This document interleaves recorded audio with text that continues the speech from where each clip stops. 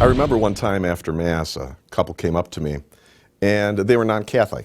And they questioned, why they were not able to go to communion. And they felt kind of hurt about it.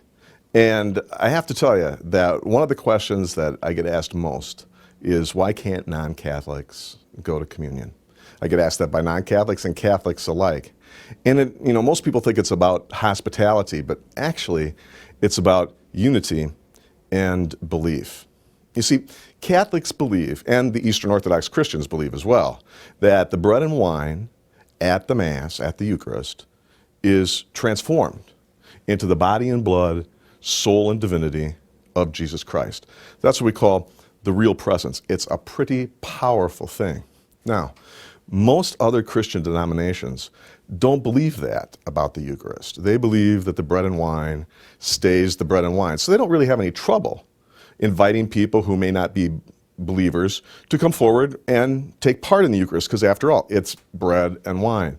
But see, for the Catholic, it's really Jesus. It's the way we encounter God. And so if you're going to receive communion, you have to believe that it really is Jesus Christ. That's the first thing.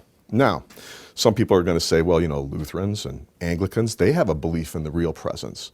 And they do have some type of a belief in the real presence. But here's where the unity factor comes in.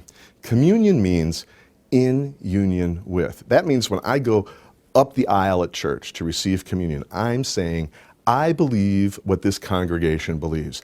I believe that I'm receiving the body and blood, soul and divinity of Jesus Christ. And frankly, unless you're a Catholic or an Eastern Orthodox Christian, you don't believe that. And so it's kind of hypocritical then, at least from our standpoint, to have people come up who don't believe and receive. So it's not a question of hospitality. You see, we really want people to come to church and pray with us. But if you're going to go all the way and take that step to say, I believe that this is really Jesus, then we want you to be a part of us. We want you to be Catholic.